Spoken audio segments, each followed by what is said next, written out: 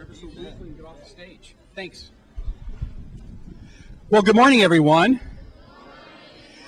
My name is Roger Lanius. I'm Senior Curator for Space History here at the National Air and Space Museum. We certainly welcome you here this morning. It's going to be a fun event, I think.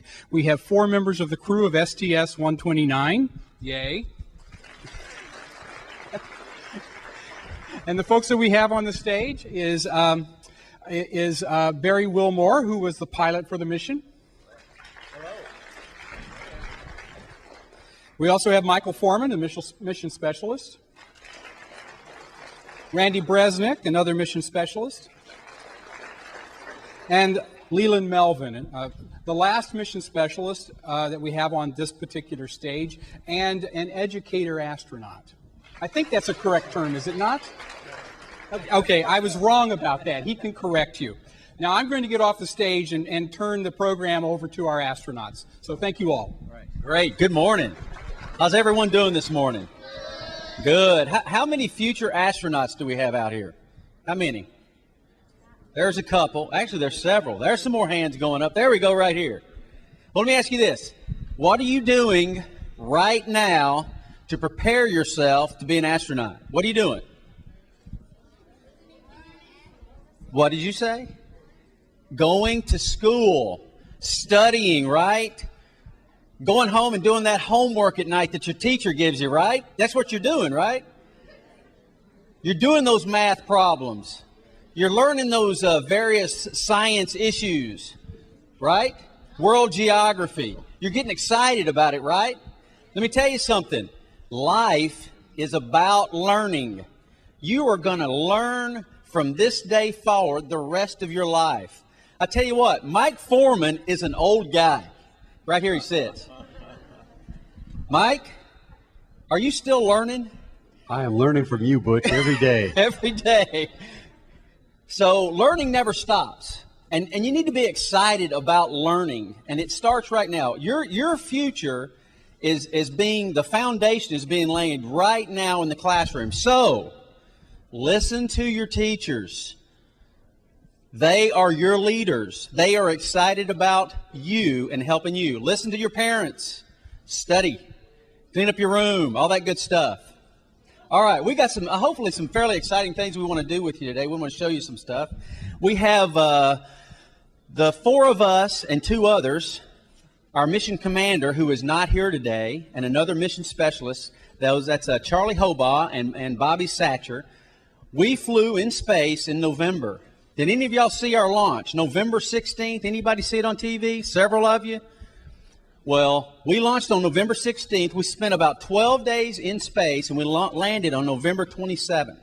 So those 12 days, we have taken the video from those 12 days that we were up on orbit, and we have condensed it down into a 22-minute sections of our mission. And we want to share that with you this morning. So, without further ado, if we could, whoever has the roll tape button, we are ready to start out and show you our mission. I think it's going to come up here over here on the screen. Yeah, this is our mission patch, STS-129, Space Transportation System 129. You can see different views of the launch pad as we are laying there on our backs for about 3 hours in the space shuttle. Prior to getting out there, though, we certainly have to get suited up in our orange launch and entry suits. You can see all of us there. This is Bobby Satcher, who's not with us today. There's Randy. And there's Leland. Getting ready to go, and then we walk out. And there was really a crowd of folks when we walked out of our building where we call crew quarters. Y'all could turn the volume up a little bit. We got some sound here in a second. It's going to really be good.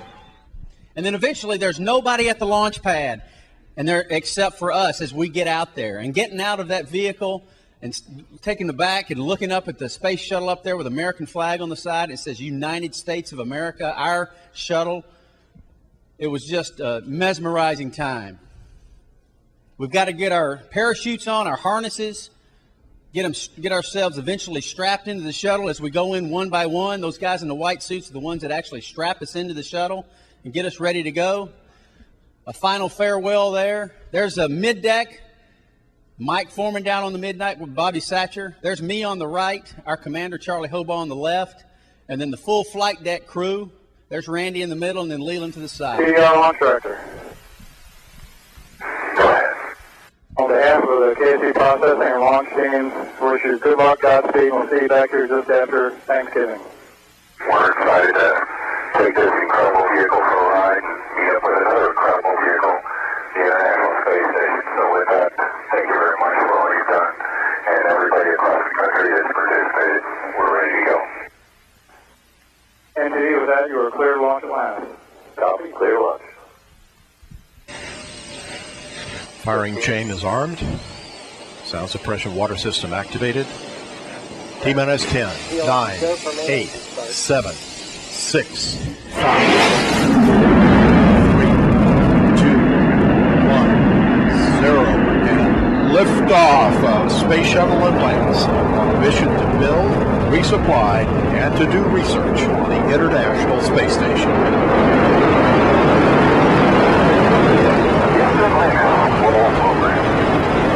Roger, roll, Atlanta.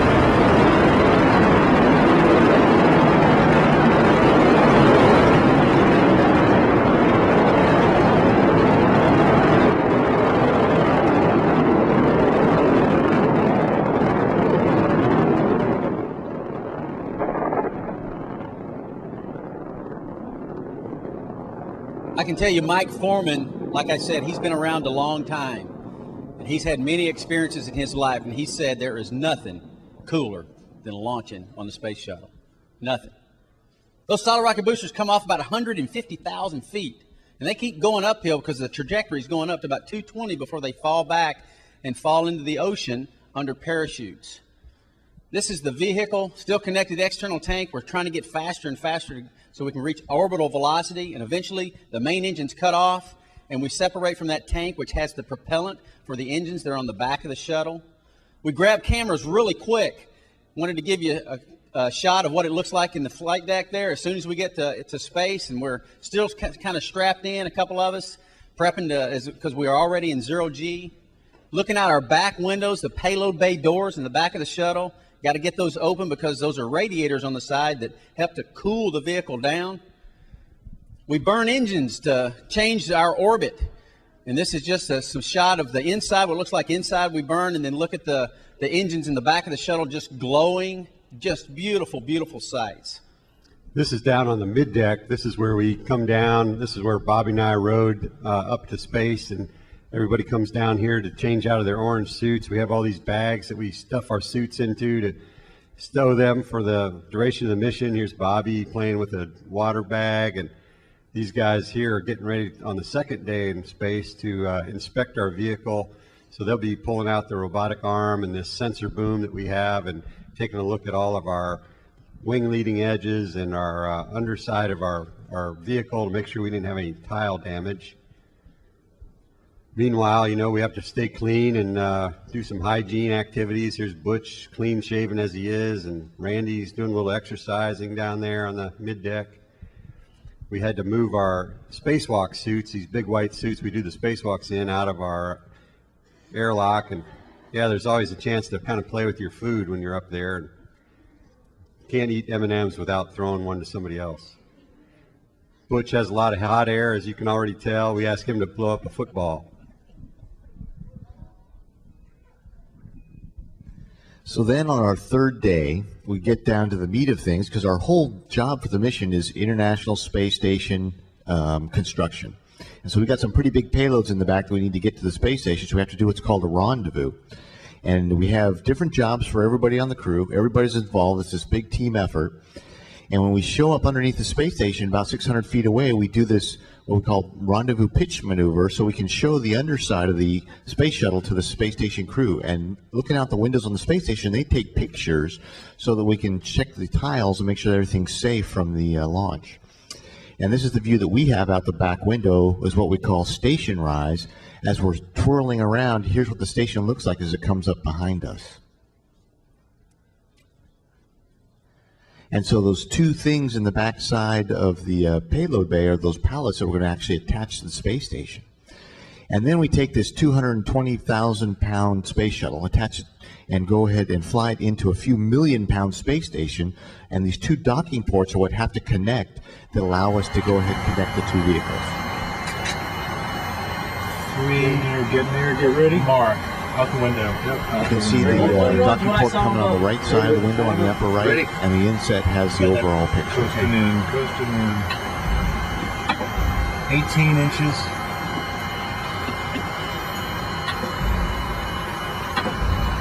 9 inches. Ready? 2 inches. Fire. That's the initial contact. We got captured. So that docking ring retracts. We attach some hooks. No free drift and yet. then we have a tunnel that allows us to Still go steady between the light. space shuttle to the space station. We're able to go in there, and we go from being a crew of 6 to being an International Space Station crew of 12.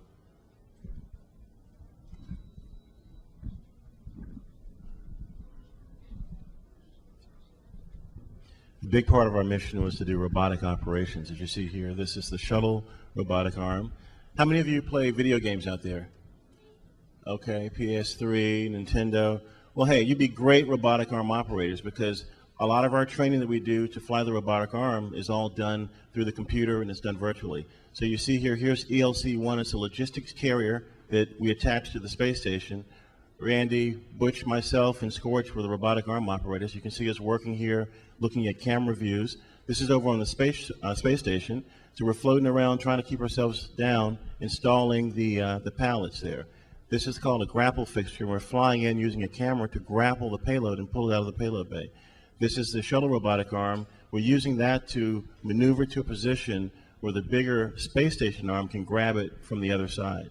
So this is all sped up. It goes pretty slow, but it's just like playing your video games. You got to train, you get very good at it. And you want to be very precise because you don't want to bump into anything and have it spinning out into space. So here's the handoff from one arm to the other, and now we're attaching this up on the top of the truss on the space station.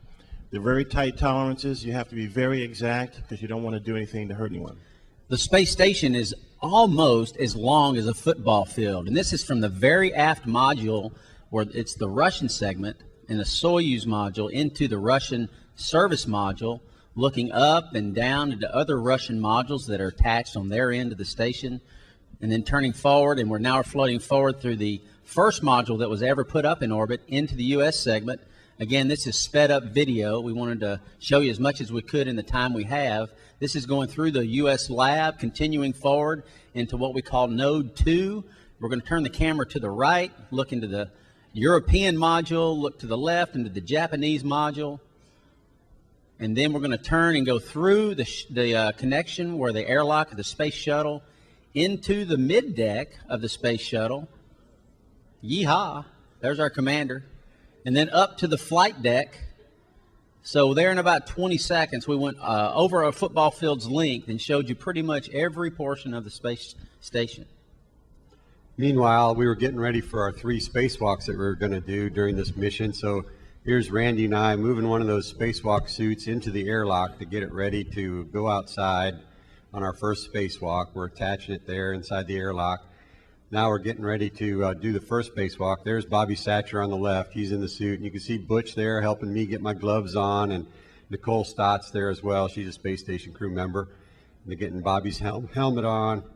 We make sure all these things are connected and checked and triple checked. And then we're coming outside out of the airlock hatch there. And one of our goals on this first spacewalk was to deliver this spare antenna that we brought up in the payload bay of the shuttle. So here's me down in the payload bay. I'm getting ready to loosen the bolts on this antenna, and Bobby Satcher is riding the robotic arm here. Here comes Bobby into the payload bay. He's on the end of this arm. This is a view from his helmet camera, looking down into the payload bay, and he's taking a bunch of pictures while he's riding up there. I'm working hard. Here's Leland and Butch. They're the ones playing the video game, driving Bobby Satcher around on that arm. And here's Bobby taking the antenna from me, and then they give him another ride over to where we're going to attach it. We attach that on the outside of the space station, and there's a good view of Bobby in the reflection there. Here's Randy. He's inside. He's telling us what to do on the first spacewalk. And Bobby, after he was done with that antenna, he went to work. He's an orthopedic surgeon, so he was doing a little surgery on a part of one of the space station's arms.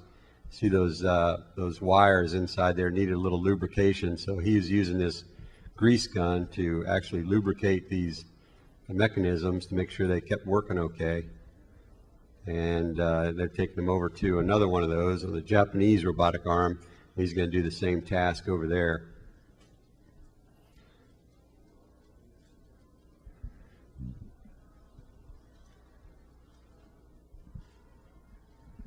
So on the second EVA was Mike and I going outside, and we had some antennas that we had to attach. We had another one we had to move. There were a couple of platforms we had to deploy and structure so we could attach things to the outside of the space station. There's one of those antennas. And as you can see, those space suits are pretty big, and they have to control all the stuff that allows us the air to breathe, the ability to hold the temperature where we want it, because when it's nighttime out in space, it's like minus 300 degrees. When it's daytime, it's over 200 degrees on the hot side. So that suit has to protect us. And you see all the stuff attached to it, so that's all our tools. Because you can't take something out in space and just put it down next to you and expect it to stay there like you are here in gravity if you set something next to you when you're working on it. Here's what we are moving down it's called spacewalking, but we never use our legs. Everything we do in space is with our hands. So you're walking along, you're using your tools. And every time that you're doing that, because the suit's inflated, kind of like a balloon, an inflated balloon or inflated glove, you have to fight that inflation and the desire for the gloves to stay straight out every time you want to grab something. So it makes it kind of a good workout for your hands. And because you don't have gravity to help you fall out of the suit like we do here on Earth, when you're up there, you have to have somebody help you. So here's Butch standing on Mike's thighs, holding the arms of the suit up so we can push Mike and pull him out of the suit. It's not easy. That's Mr. Gravity Wiggle. helps us. Gravity normally helps us on Earth, so this is one point where it's a little different. But while we're up doing the spacewalks, we got the people inside there helping tell us what to do. We got the people in the robotic arm here flying the arm and moving it into position to be able to do the things we have to do. Plus, all the space station crew are working as well. So everything doesn't just stop. We just have a whole concert of different types of activities that the team does while we're doing spacewalks. And then on the third spacewalk, Mike took the training wheels off Bobby and I, and we got to go out there together. And our big task here was to grab this big oxygen tank that we brought up in the back of the shuttle payload bay, take it off the platform that we brought it up on, and actually install it on the airlock of the space station. So then we'd have a lot more oxygen available to use on the space station, which is always good. And so we had to take this big, huge thing that weighs as much as a small car, and we just basically took it off this platform and turned it 90 degrees so that Leland and Butch could grab it with the robotic arm. So you think moving a small car would be pretty hard, but look at the picture. Look how easy it is for us because it doesn't weigh anything in orbit. Yes, it has mass, and we actually have to work to get it moving, but it doesn't weigh anything. So then the robotic arm came in and grabbed it. After the arm had it, we went and you can see us finishing up, and we ran back to the airlock to be able to be there when the arm showed up with the tank, and then we just basically installed it and bolted it onto the space station. So now it's a permanent part of the space station, attached and able to go ahead and supply the space station with oxygen for the remaining life of the space station.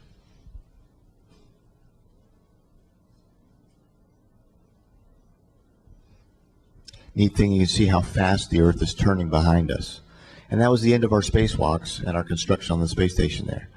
And then also during the mission, my wife gave birth to our daughter while we were up there, little girl. So I was able to, the proud papa, to hand out cigars. No smoking on space station, so we used bubblegum cigars. Had a chance to work hard, but also play hard. Here's a little football going on. That couldn't happen. That couldn't happen on the ground. A little eating in space. And here are some of the things that we're doing as far as research. We're doing payloads. These were actually little plant saplings that we took up. We have cell biology experiments. We also were doing things with mice. We had some mice that we brought back down. These were some worms that we're actually looking at. And here's me activating one of the cell biology experiments. So it's really important to look at how we can do more research in space, looking at how long our bodies grow in space. Bobby grew about 2 inches. No gravity, your body just kind of extends. And also we have to do stowage and transfer in space. So instead of using your hands, you can use your legs. Use your hands as legs and your legs as hands. And there's Randy carrying up a heavy little piece of equipment. But in space, it doesn't weigh anything. So he's going to perform his Superman maneuver right now. Here we go! As he takes it up to stow it away. You have to exercise in space also. Here's Butch doing some squats on the resistive exercise device. Scorch is doing bench press. Keep our bodies nice and strong for re-entry. Mike is riding the bicycle and spinning a towel. What was his favorite pastime? And here's Jeff Williams, the commander of the space station, running on the Colbert treadmill. You have bungee cords to hold you down to simulate gravity. And also we have to eat in space. So this was our European and Russian delicacy moment. We had lots of good food from overseas. There's Roman and some of our Russian counterparts. And there's Nicole Stott and Bob Thirsk. And here we're floating food into our mouths because we're very hungry. Here's Randy doing his little floaty. Very good times. And now our last transfer item was item 914. We had to push Nicole from the station over to the shuttle. She had been in space for 3 months. We're going to bring her home. She was very happy to come home to see her family, and Jeff and Scorch saying their final goodbyes. We're about to close the hatch and end our days with the space station crew and come on home to our families. About to go through and close the hatch. But before we do close the hatch, we have to do more stupid astronaut tricks. So here's Bobby doing a little headbutt with a water bubble. And here's Mike showing off his matching attire. Marine Corps, Semper Fi. But some of us were civilians, so we had to give a little civilian bump there. There's Butch with his glasses, getting ready to do the re-entry. And here's Bobby. We had to give him a breath mint. I think his breath was kind of funny. Physical separation. Here we are finally at undocking time, leaving the station. TCS is good. Okay. Barrels are clear. I got LBLH. Everything we do, and you've seen it in the video, it's teamwork. It's working together, helping each other out. We all have our various roles that we have trained for, and undocking is no different. We have to take pictures, do a video and picture survey of the station. That's what just chaos in the overhead windows. I was tasked with actually flying the space shuttle away from the station, and we actually did a fly around. We flew out to about 600 feet, and we flew all the way around the station. You can see the inset there, kind of sped up video as we did a portion of our fly around. In the space station, looking back, silhouetted against the beautiful Earth below and the blackness of space above, is just really miraculous. Over 1 million pounds of cargo, modules, trusses, solar panels are on orbit that we have lifted up in 31 separate space shuttle missions. And to see it from outside at this vantage point was just really remarkable. But eventually we have to do that burn that puts us on a trajectory to start heading back home and leave the space station. And that's what you saw taking place right there. And just looking back at the Earth and another burn there, what happens inside the shuttle when those engines burn is really fun. There's not a moment in space that isn't just very joyous. Just looking out the window and seeing the curvature of the Earth and the beautiful planet below and the beautiful, remarkable stars above is just miraculous. And again, we got to have a little fun with water and stickage, a little M&M fun. Leland there, and yes, he did suck all that down at once. We're not going to show that, but he almost did choked. But eventually we put those orange suits back on, all get in our position. There's Leland. He didn't drop his book. That's 0.1 G as we start to feel gravity again, start coming back, re-entering the atmosphere. We actually go 25,000 feet per second. There's the 25,000 clicking over there on our meter just to prove that we did go that fast. But eventually this launch vehicle that we turned into a space vehicle is now an entry vehicle, and it's a glider as we glide back and fly it manually all the way to touchdown. Again, even though there's only one person on the controls, it is a team effort backing him up with calls that gives him the information he needs to fly a picture-perfect landing, which is ultimately what we wound up having. Just right by the numbers, touching down. You'll see the inset on the right. Infrared cameras, those tires touch down and heat up white hot. Deploying the parachute, helping us to slow down. in a beautiful, beautiful day. We launched and landed from Florida, Cape Canaveral in Florida, Kennedy Space Center. Eventually, we released the parachute.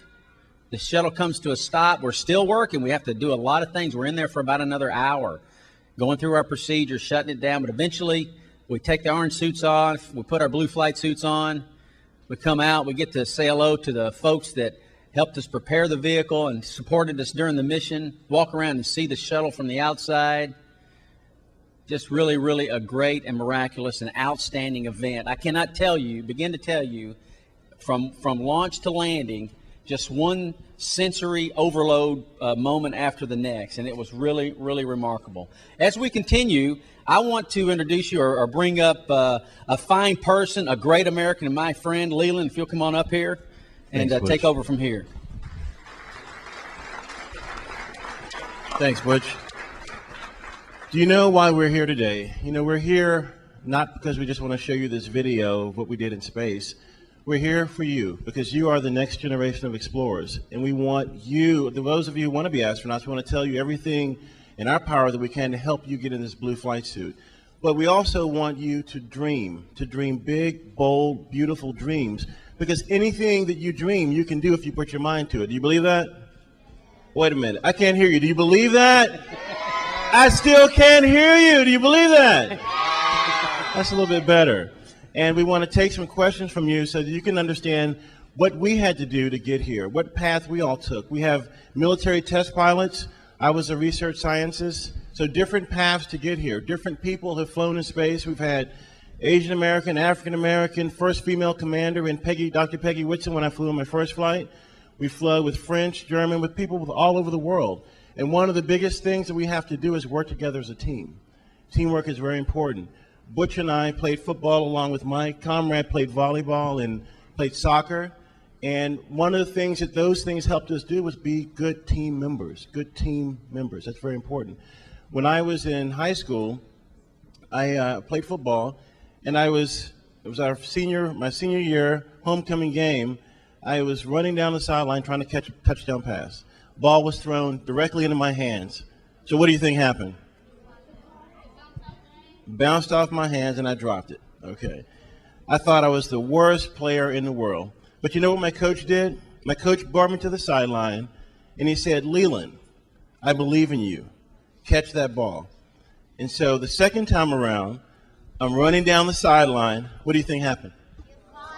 I caught it because my coach believed in me. My parents believed in me. My team members believed in me. And I didn't know this at the time, but there was a scout up in the stands from the University of Richmond who was looking at me to come play football for the University of Richmond. The first time I dropped that touchdown pass, I could have given up. I could have said, I can't do this anymore. But the second time around, he saw me and he said, well, maybe he can play for us. So everyone in this room is going to fail. We have all failed in some really, really bad ways. But it's not that you fail. It's what you do after you fail. And you pick yourself up, you talk to your parents, you talk to your coaches, you talk to your friends, believe in yourself, and continue to go on. So we want to take some questions from you now. Could you, those of you who have questions, come up to the front of this mic right here and ask the question so everyone can hear you. And we'll all answer your questions as the best we can.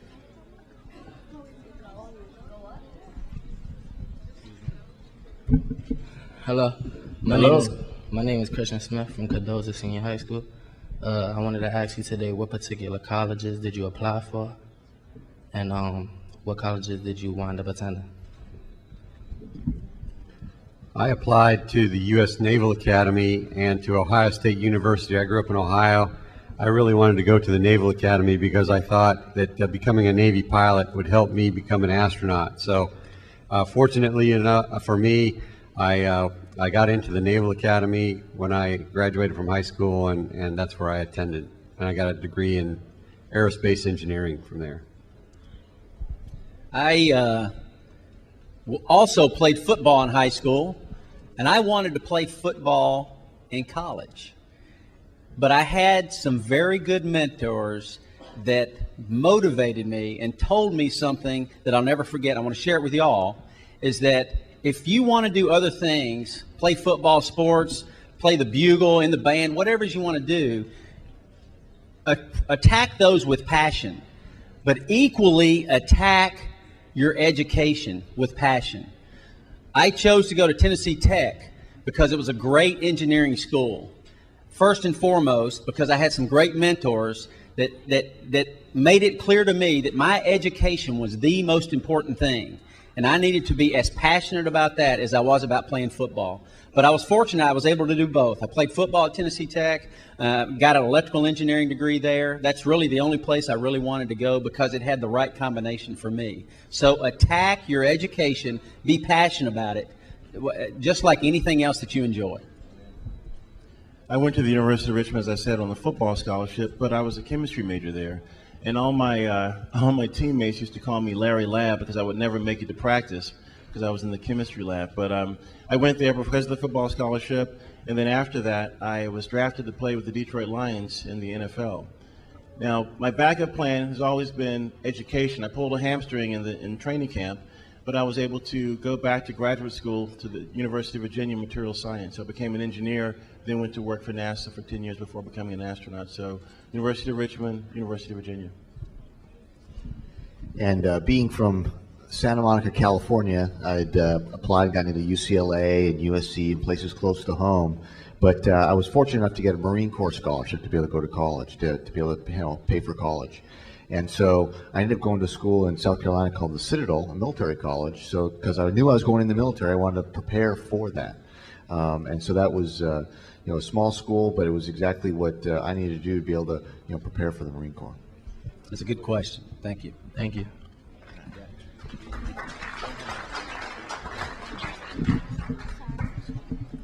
Hi, my name is Kendall Jones. I'm from Stuart Hobson Middle School. I wanted to know what happens if your food's not dehydrated. We actually have a lot of different foods, Kendall. We have some dehydrated foods that we have to rehydrate before we eat them. We have what are called shelf-stable foods in a package that we just need to heat up, not rehydrate. And then, of course, we have M&Ms that are just in a package, and we can eat those anytime we want. So it's kind of nice. All the food's pretty good, pretty tasty, and I think we all enjoyed it. And I don't know if you all know it, but right now we've got some people over in Bristol, England, who've been a part of this presentation with us. If you guys want to wave to the TV back there. Do we have a way of getting a question from Bristol? All right, Bristol, England, I guess good afternoon, good evening to you. What's your question?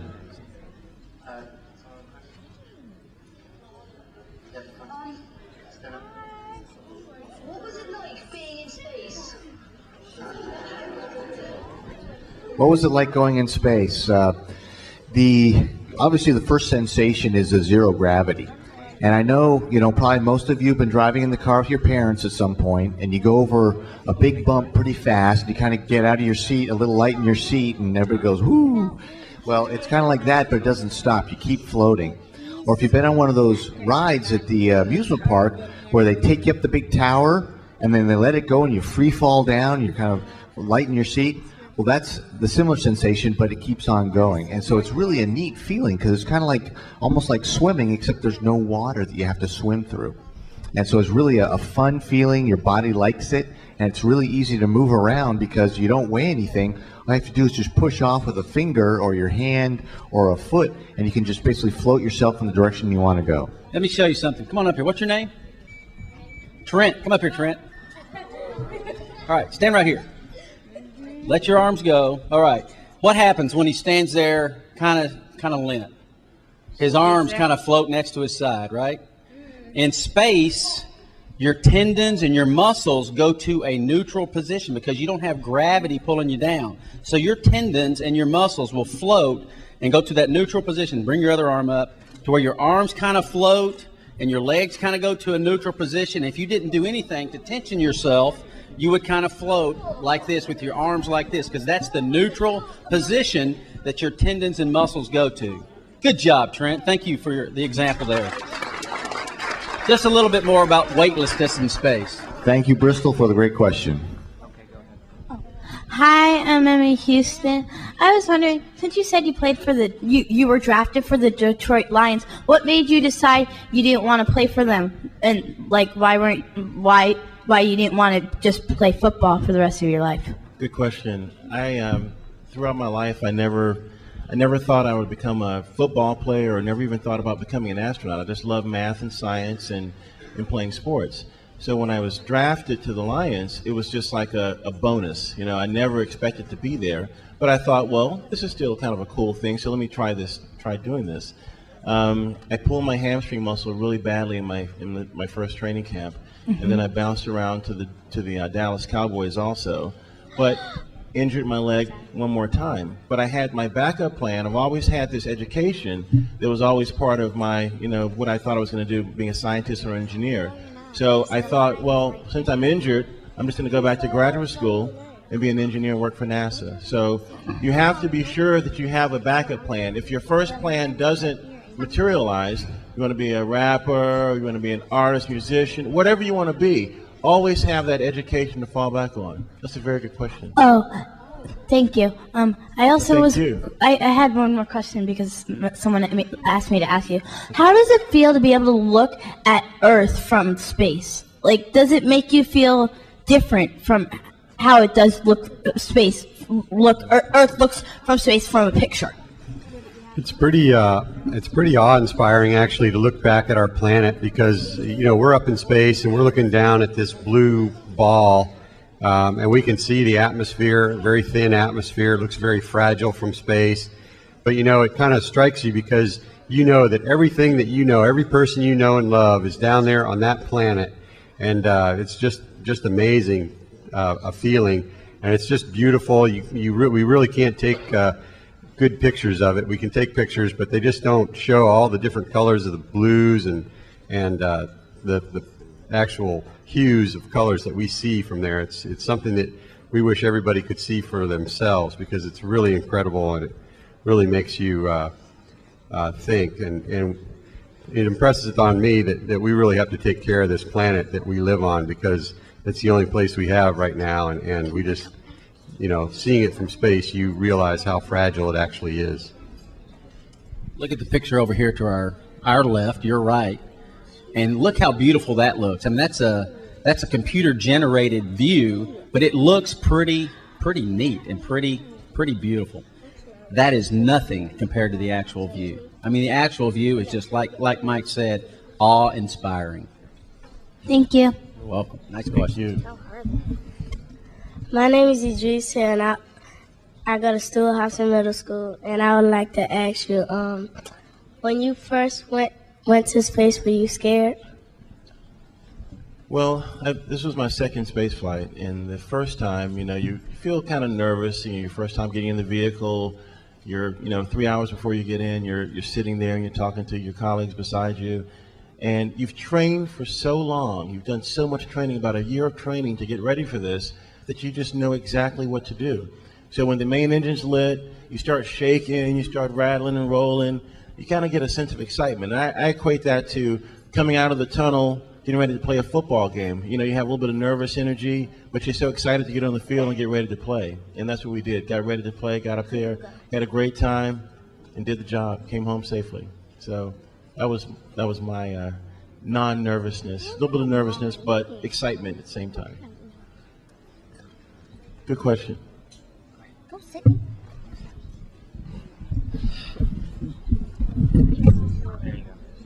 You're fine. My name is Sydney, and I go to Stewart-Hobson Middle School.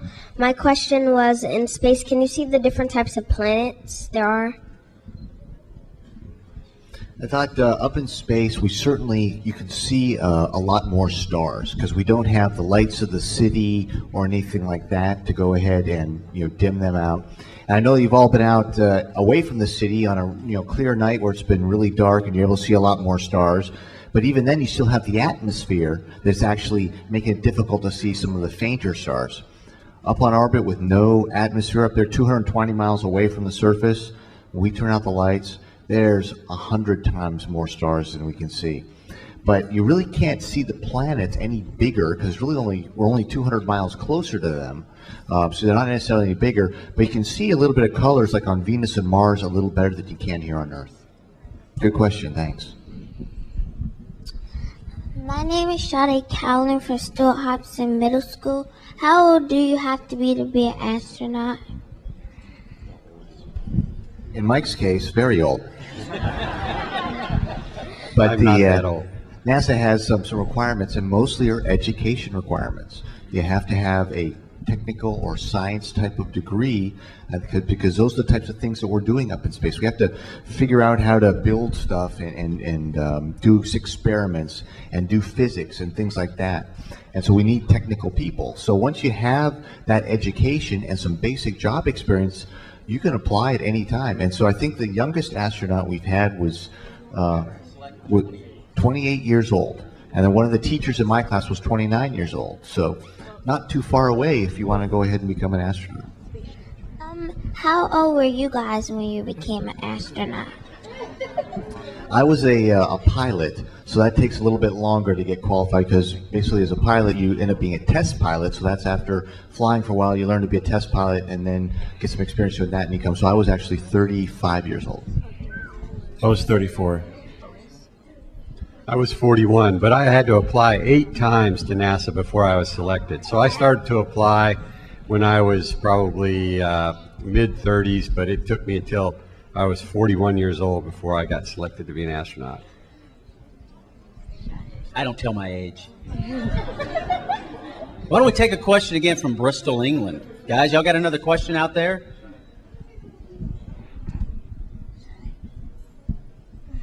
Bristol, England, are y'all still with us? Do y'all have a question there at Bristol? Do you have another question? They can't hear us. Okay. They can't understand Butch's accent.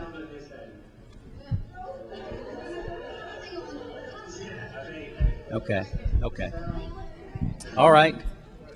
We can still see you. We can see you. All right. Go ahead and ask your question then. Oh, you can hear us. Okay. Bristol, England, good to have you back. We can see you. We're able to see you at all times, but I guess, and we're able to hear you, but I guess there's times you can't hear us. But right now you can, so ask us a question.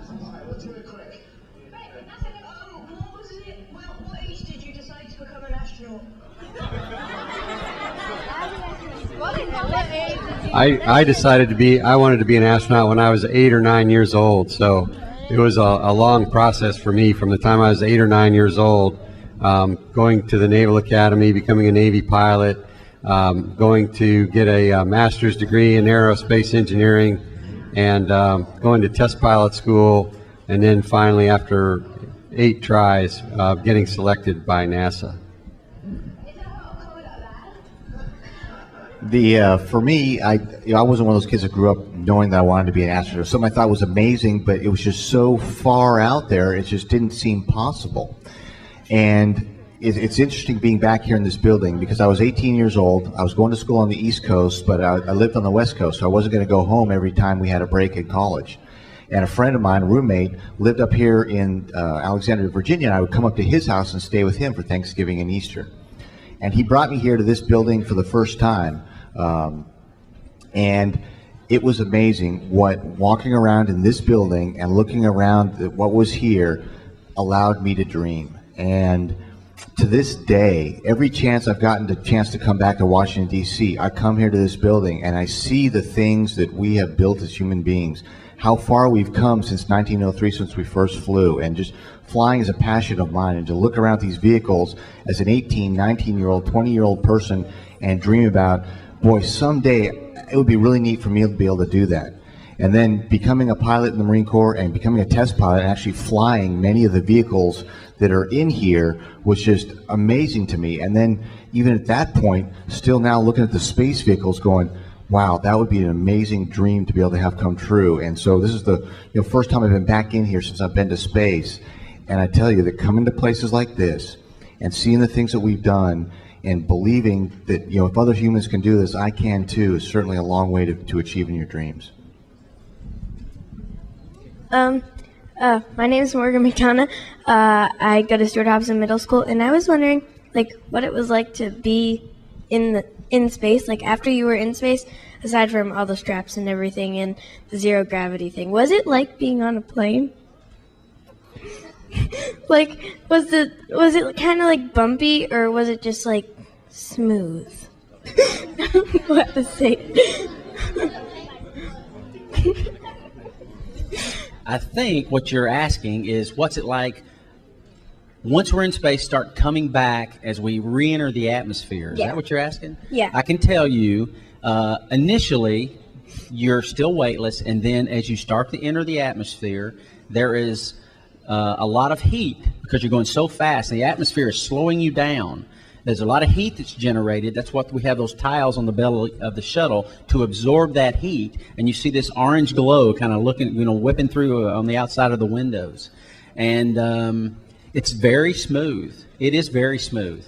And you start to get a little gravity. You feel, remember that one picture of Leland, he just let go of his book and it slowly fell? That was 0.1 the force of gravity that we feel right now. And but it's very smooth. There are a couple of places, though, where the space shuttle does shudder. A couple of points in the trajectory as you're coming back. And almost the entire way back, it's moaning. It's just the... That was just Mike on the middeck. Was that Mike on the middeck? Yeah. It's just the metal itself is just, the heat's changing or getting, a little bit warmer, and the metal kind of stretching and moving, and you can hear a continuous moan. Were you on fire?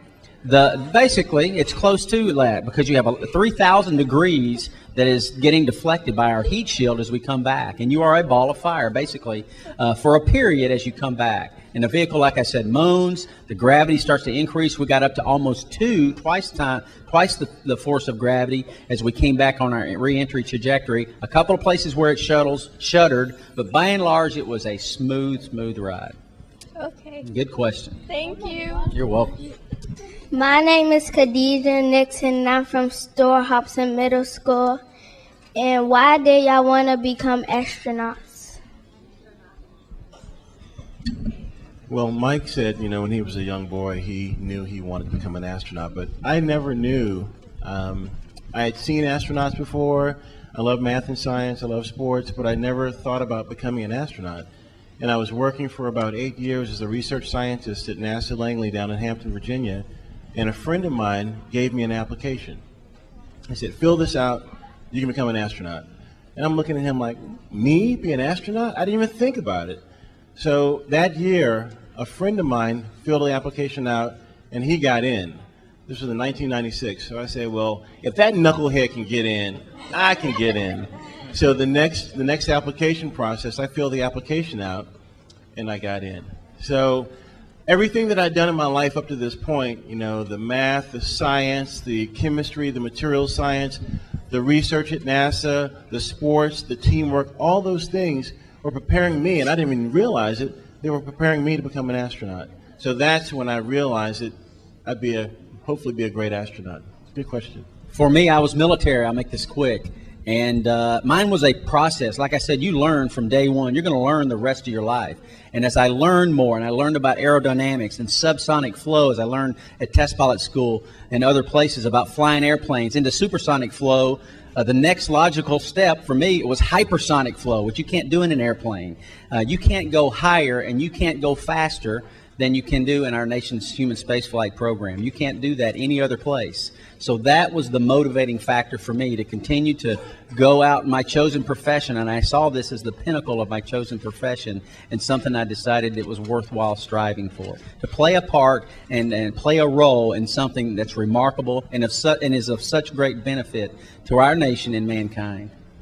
And the neat thing about Leland's story, if you heard it, was you all have to be able to motivate yourselves and have a desire and a dream and achieve that and take yourself and put yourself to that task to making that happen.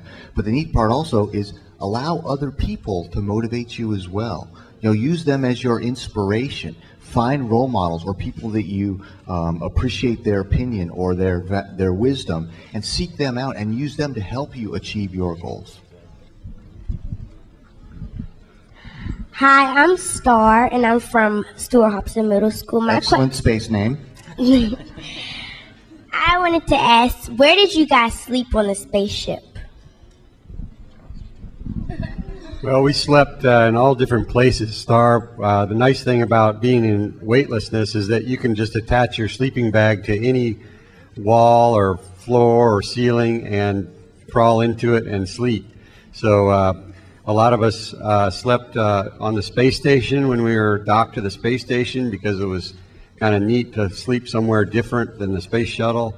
And it was, you could just attach your sleeping bag anywhere you wanted and just get into it, and your sleeping bag just keeps you in one place so you don't float around while you're asleep and bump your head and wake up. So that's why we have sleeping bags, but you could attach it anywhere and sleep just about anywhere. Star, I was sleeping in the airlock when we undocked from the space station, and Mike was sleeping in the airlock. His sleeping bag was facing up, and mine was facing in. I kept bumping into his feet every night to wake him up. It was like, Leland, stop bumping into me. I'm trying to go to sleep. And so we were all in different attitudes and orientations, but we could sleep anywhere. And we all just kind of floated up and floated in our sleeping bags. Good question. How does it feel after you've been in space, and do you miss it? You've been in space for 11 days, and your body's gotten used to it even after that short amount of time. And so when you get back here, you feel heavy.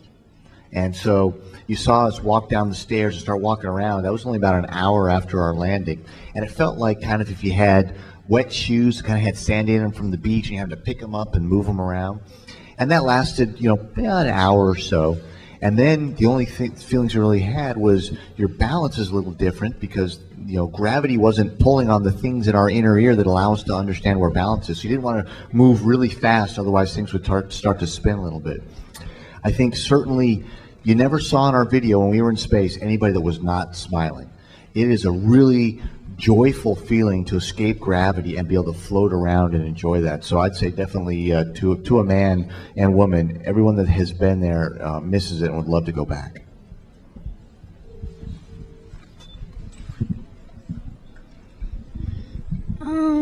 My name is Malik Shingler, and I'm from Stuart Hobson Middle School. And what was the funnest part of being in outer space?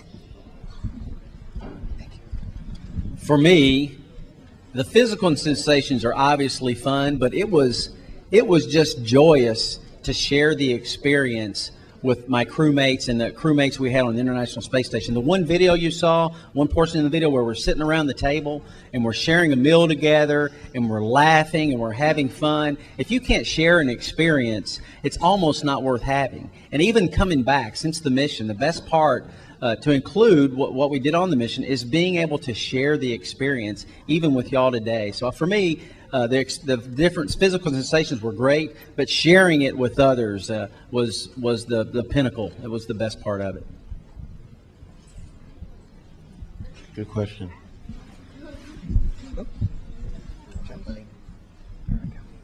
My name is Liana from Stuart Hobson Middle School, and based on your own experience, do you prefer being on Earth or in space?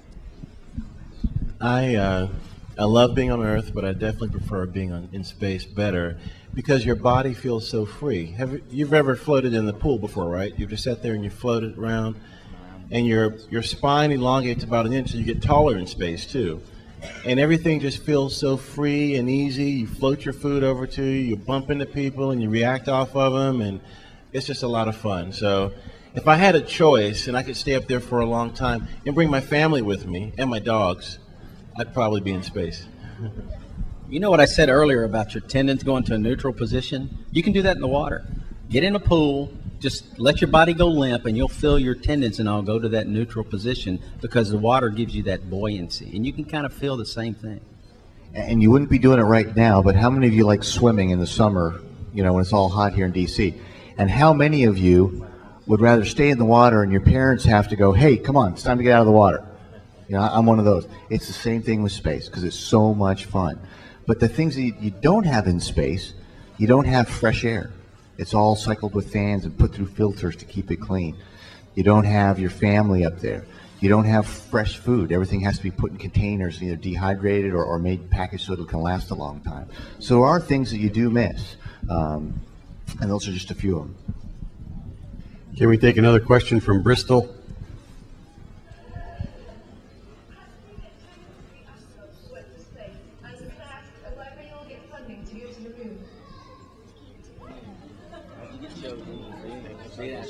How did you get chosen?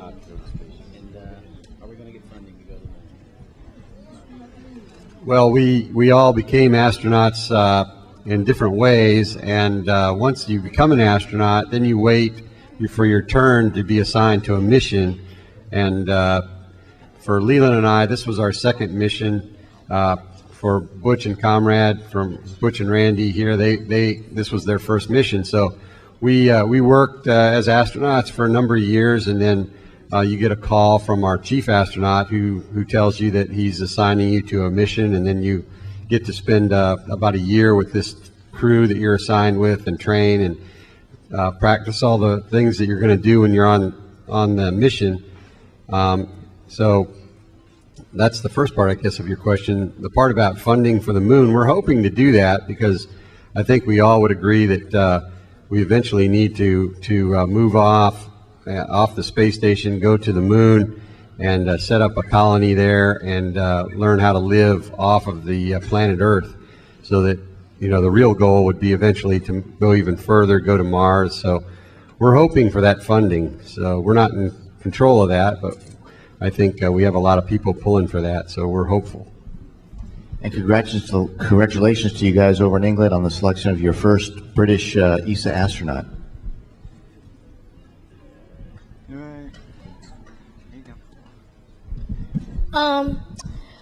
If you guys had the mission to go to the moon, would you guys collect the moon rocks and such?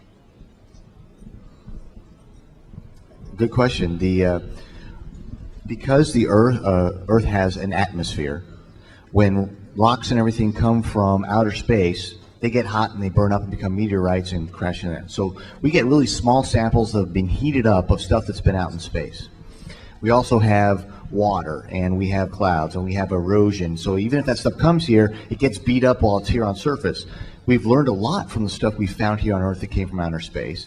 The neat part about the moon is there's no atmosphere, there's no erosion, there's no wind. So stuff that falls from outer space lands on the moon, it is exactly the way it was millions of years ago. So the neat part about going back to the moon is not only does it tell us about the moon, what it's made up, part of what the Earth is, it has the history of the Earth, which will maybe help us figure out part of the current stuff and what the future is for the Earth. So absolutely, now we'd have the capability and technology, because it's been so many years since we've been to the moon, to be able to bring more of that stuff back, be able to go farther on a rover or on a spacewalk or flying another type of lander over there. We're able to get all kinds of different stuff and bring that back and learn a lot more than we did from the original visit. So absolutely, yes. Good question. What did you eat? Leland just ate M&Ms. Well, we had all different kinds of food. Things like smoked turkey, chicken strips, broccoli au gratin, meatloaf, mashed potatoes, corn. Turkey tetrazzini. But my favorite was the chocolate pudding cake. It was so chocolatey and rich and gooey and yummy, and it was really good. What was your favorite? Chocolate pudding cake. What was your favorite? I don't know. I have so many favorites, it's hard to pick one. Mine was the boiled asparagus. Not. What did it feel like to go off the launch? What did it feel like during the launch? It was fantastic.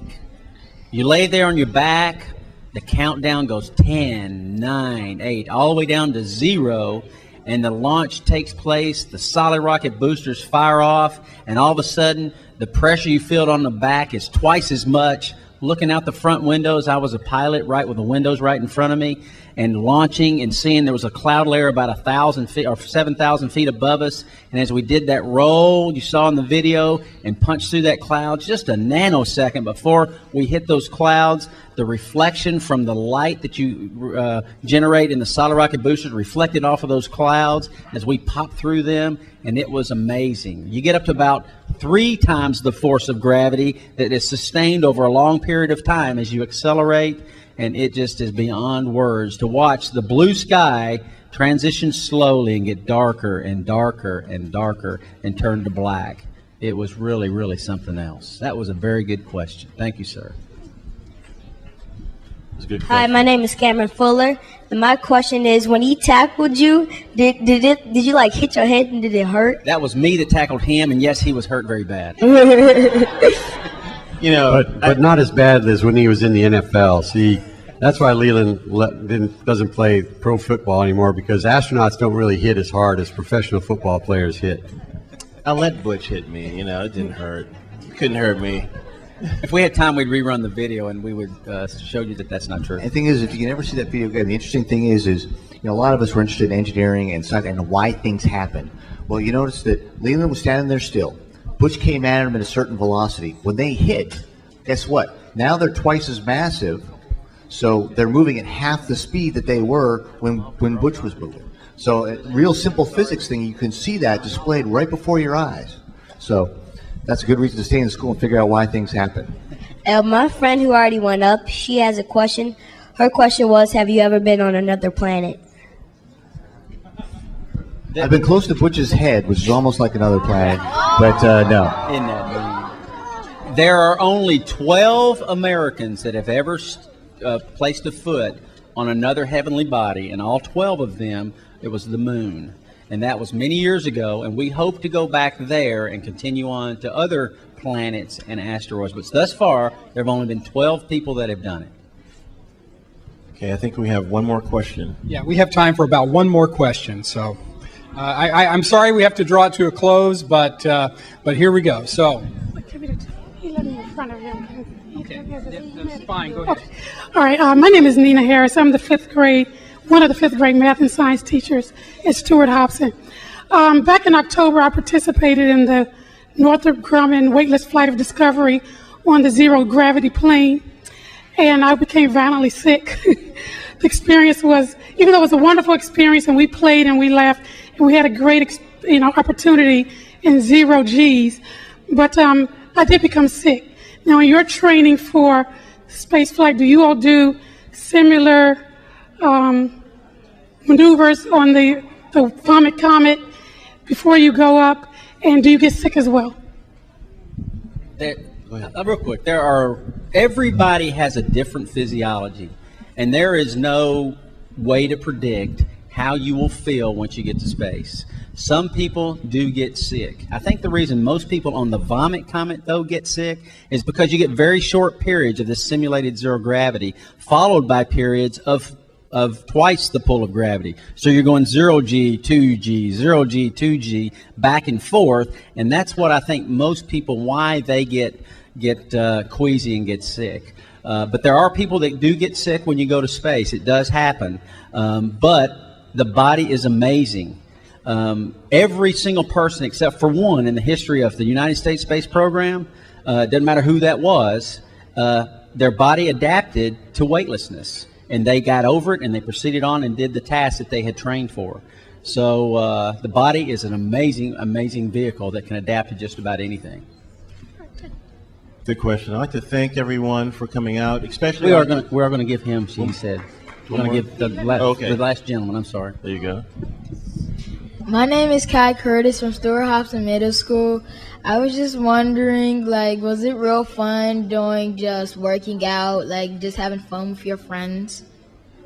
You know, our commander set a very good tone at the beginning of our training flow that we would work very hard, but we would play very hard too. And you saw our flying around with things going up, acting like Superman. We had a coin toss where we're doing things with an NFL coin. We had a lot of fun, but we didn't forget that we had to be very precise, work very hard, and get the job done. So, as you did see, though, we had a lot of good times. Good question. Thank you. You're welcome. Thanks, everybody, for coming today. We're going to have to draw it to a close at this particular point. Please, let's thank the crew for coming and being with us today. And the message should have been very clear from our astronauts that stay in school, work hard, learn math and science, and you too can become one of them. Thank you very much. Thank you, Bristol.